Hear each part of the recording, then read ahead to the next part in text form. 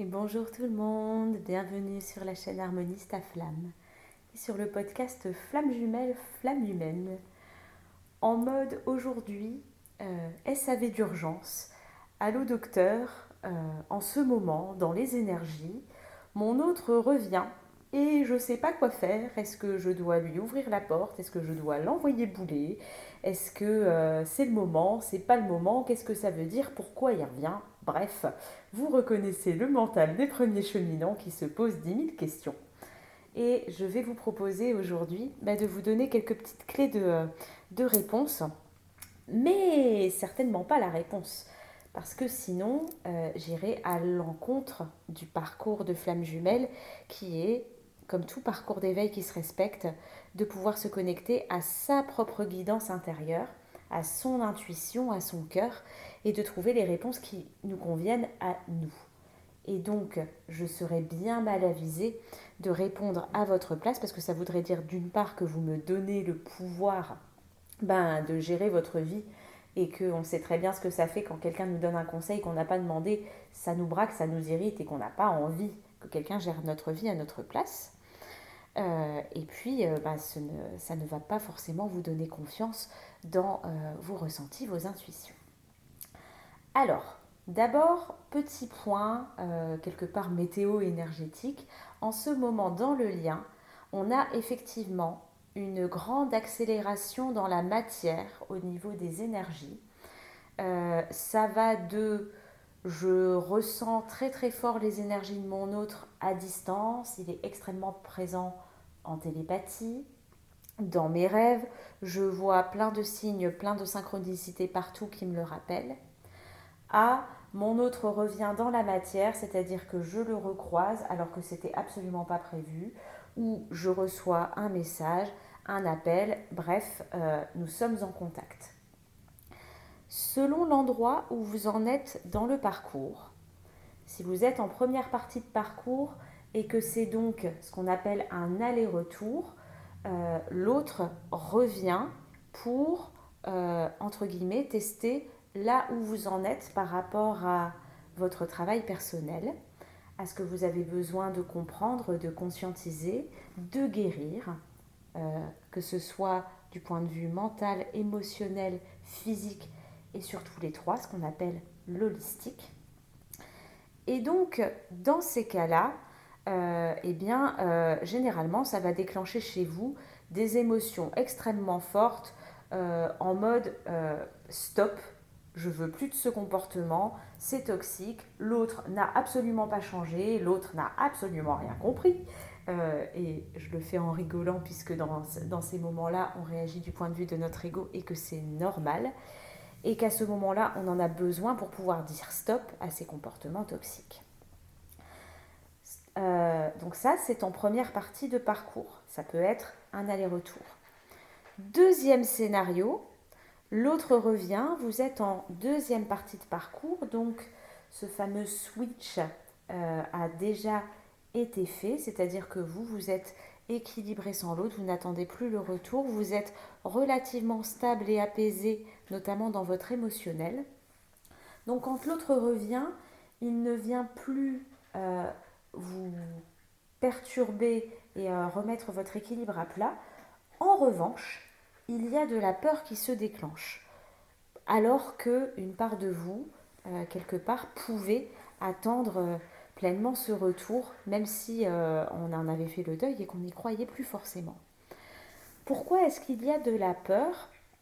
Parce que le retour de l'autre vient réactiver les souvenirs d'avant, les dysfonctionnements, où ça s'était pas forcément bien fini et où l'un et l'autre réagissant de l'espace de la blessure et de l'émotionnel, il y avait eu potentiellement dispute, des mots qui avaient dépassé la pensée qui avait dépassé les mots, un énorme tsunami émotionnel, une grosse souffrance et que l'ego nous se met en PLS et dit mais non, moi je ne veux plus du tout revivre ça.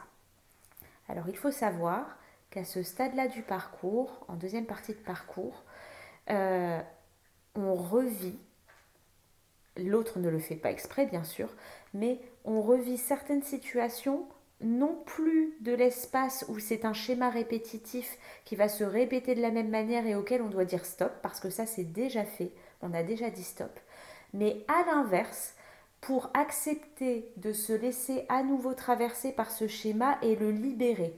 C'est-à-dire que l'autre va nous apporter une autre manière de réagir. Et pourquoi est-ce qu'il va réagir d'une autre manière? Parce que nous-mêmes, on réagit d'abord d'une autre manière.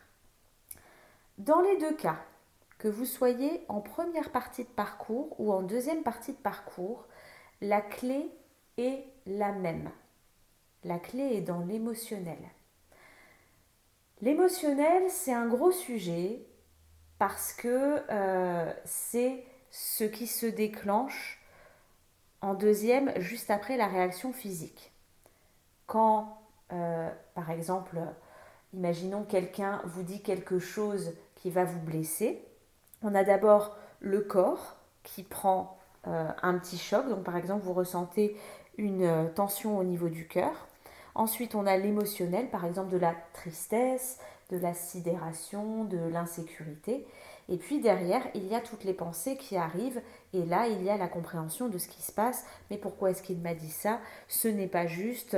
Ou bien ça vient déclencher une trahison, etc., etc. L'émotionnel, il arrive donc en deuxième, juste derrière le corps. Il est géré par le cerveau qu'on appelle le cerveau limbique. Et c'est bien souvent celui qui reste coincé. C'est comme s'il était un peu entre le ciel et la terre. On parle souvent dans la guérison holistique du lien entre le mental, le cœur, donc le centre des émotions, et le corps. Ben, c'est un peu comme si vous aviez un yo-yo qui se faisait entre le corps et le mental, et l'émotionnel, il est au milieu. Et donc c'est celui qui a un peu de mal à trouver sa place et qui, quand il y a une situation agréable ou désagréable, eh bien, peine à se stabiliser. Ce qu'on nous a appris dans notre enfance, c'est que l'émotionnel, ben, faut pas trop l'écouter. Déjà, on connaît pas trop, on sait pas trop comment ça marche. Et puis, bien souvent, on parle plus souvent des émotions désagréables que agréables. Dans désagréable, je mets justement la colère, la tristesse, la peur, la frustration, la jalousie ou tout ce genre d'émotions. Et donc on nous dit, c'est pas bien, faut pas ressentir ça, donc sois gentil, tais-toi, ne dis rien, ravale tes pleurs, c'est faible d'avoir des émotions, et j'en passe et des meilleurs. Vous savez très bien quels schémas sont là-dessous. Ce qui fait qu'au lieu d'apprendre à écouter notre émotion, puisqu'une émotion, normalement, c'est quelque chose qui est fait pour passer. Une émotion, quand elle est écoutée et qu'on la laisse simplement nous traverser, elle dure entre 45 secondes et 1 minute 30. C'est très court. Mais comme on nous a appris à ne pas les écouter et à les refouler, eh bien, c'est comme si, à l'intérieur du corps, elle tournait en rond, comme un poisson dans son bocal. Elle se transforme donc en sentiment. Et donc là, c'est quelque chose qui rumine et qui reste des jours, des mois, voire parfois des années. Quand une situation avec notre autre qui revient vient réveiller cet émotionnel, eh bien la clé, c'est de l'accueillir.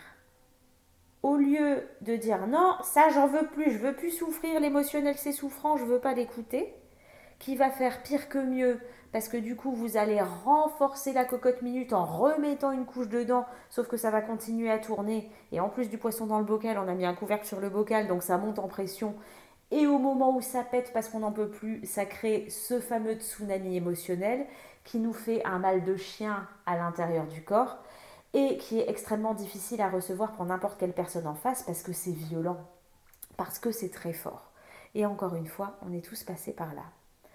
Donc plutôt que de refouler cet émotionnel, l'invitation, c'est d'accepter, même si c'est absolument pas confortable, que c'est désagréable à certains moments et que c'est vrai qu'on n'a pas envie de vivre ça, mais de le laisser nous traverser. Comment on fait ça? De manière très simple, on sent dans quelle partie du corps c'est. Ensuite, on voit quelle place ça prend, si ça a une forme, si vous sentez que c'est lourd, que c'est léger, si cet émotionnel a besoin de prendre plus de place pour s'exprimer. Et là, on n'est toujours pas dans le mental, on parle de sensation. Et vous allez voir qu'au fur et à mesure que vous observez ça, sans le juger, sans chercher à changer quoi que ce soit, eh bien l'émotionnel, il bouge, il ne reste pas au même endroit. Et souvent, bien souvent, il peut augmenter un petit peu, mais après, comme il se traverse, il diminue et il s'en va. Une fois qu'on a compris ça, c'est qu'est-ce que j'en fais? Quel est son message? La colère vient nous dire qu'une limite a été franchie, qu'une valeur a été bafouée. La tristesse nous parle d'un deuil à faire, le deuil d'une situation, d'une partie de nous, d'un comportement, d'un lieu de vie ou de toute autre chose. La joie, elle vient nous dire que nous sommes dans l'équilibre. La peur, elle nous avertit d'un danger. Voilà pour les 4 émotions principales. Donc, quand l'émotion est passée, vous vous demandez quel est son message. Alors, pour trouver le message, il n'y a pas forcément besoin d'aller chercher midi à 14h. Vous repensez à la situation qui a généré l'émotion et par rapport à l'émotion qui est montée, vous voyez en quoi cette émotion vient dire quelque chose par rapport à la situation. Si vous êtes en première partie de parcours, c'est bien souvent de la tristesse ou de la colère qui va remonter. La colère, ça vous permet de savoir quelle limite est à poser face à votre autre par rapport à son comportement, pas par rapport à la personne, mais bien par rapport à son comportement. La tristesse, est bien de savoir que probablement en posant cette limite, ça va changer quelque chose dans votre relation à vous, dans votre relation à l'autre, que ce n'est pas forcément définitif, mais que c'est nécessaire et que tout choix implique un choix et implique un renoncement. Si vous êtes en deuxième partie de parcours, alors soit ça va venir réactiver un petit peu de tristesse et de colère, mais souvent c'est un petit peu moins fort, mais comme vous avez du recul, vous savez que l'autre étant un miroir, la colère vous appartient et qui vient juste vous révéler quelque chose que vous n'avez pas encore travaillé, donc vous allez creuser un petit peu ce qui n'a pas encore été fait, vous ne lui renvoyez pas la responsabilité, ou bien souvent ce qui se passe et ce par quoi je suis passée pendant ces derniers mois, puisque vous le savez, dans mon parcours, je suis en grande route cette fois vers l'après-réunion, et bien moi c'était la peur. Parce que justement les schémas se représentaient et donc j'avais peur de ressouffrir et à plusieurs moments, du coup j'ai refusé de voir l'autre. Alors ça c'était les premiers temps, ou alors j'y suis allée mais avec la peur au ventre. Et en fait à chaque fois, la vie m'a mis sur mon chemin que quand j'acceptais de faire face à la situation, eh bien mon autre ne réagissait plus du tout de la même manière, moi non plus, puisque j'acceptais de choisir l'espace de l'amour et non plus de la peur. Et en fait, la situation se transmutait d'elle-même, la réponse n'était pas du tout la même, les comportements n'étaient plus les mêmes, les paroles n'étaient plus les mêmes, et c'était l'espace qui était d'abord un espace de peur, devenait un espace de guérison. Et ça, c'est vraiment magique. Et plus ça avance, moins il y a de peur, plus l'espace de l'amour est choisi, mais plus je peux vous affirmer que à chaque fois qu'il y a un espace de peur qui est transcendé, eh bien c'est l'amour qui prend tout l'espace. Et que les peurs de communiquer, eh bien elles fondent au fur et à mesure. Et que donc comme la communication devient de plus en plus fluide, même les choses qu'on n'osait pas dire en première partie de parcours ou qui n'étaient pas reçues parce qu'elles étaient faites de l'espace d'un émotionnel trop fort, aujourd'hui elles sont équilibrées et donc la réponse en face n'est pas du tout la même. Et donc, eh bien, ça permet de s'équilibrer également dans le lien et non plus seulement de s'équilibrer de soi à soi. Ça prend une autre dimension. Si Si je dois résumer, donc, l'important pour trouver la réponse à cette fameuse question qu'est-ce que je fais si mon autre revient ou quand il revient, est-ce que je dois lui répondre, pas répondre? La réponse vous appartient. Par contre, veillez à ce que la réponse soit faite de l'espace de votre cœur et non pas de l'espace de votre ego. Et pour ça, la clé que je viens de vous donner, c'est je décharge d'abord mon émotionnel, je l'accueille, je me laisse me traverser. Parce que quand l'émotionnel s'active, c'est la blessure qui est activée, donc c'est l'ego qui est en action. Une fois que l'émotionnel est déchargé, là je suis revenue à un espace plus équilibré. Il peut rester un petit peu d'ego, mais souvent je suis capable de le voir et je suis beaucoup plus dans l'espace du cœur. Et là, je sens, si par exemple c'était de la colère que je ressentais, si ma colère est toujours présente ou non. S'il y en a encore envers l'autre, souvent elle est beaucoup plus équilibrée et il ne reste que la part qui appartient à la situation et pas tout ce que j'ai projeté sur lui, y compris ce qui m'appartenait et ce que je ne voulais pas regarder. Et donc là, s'il y a une limite à poser en première partie de parcours, eh bien ça se fait d'un espace beaucoup plus apaisé. Donc votre message est aussi plus apaisé. Parfois, on va avoir envie de passer plutôt par l'oral que par l'écrit parce que c'est plus simple pour certains. Et ça, encore une fois, chacun ressent ce qui est juste dans son lien à lui.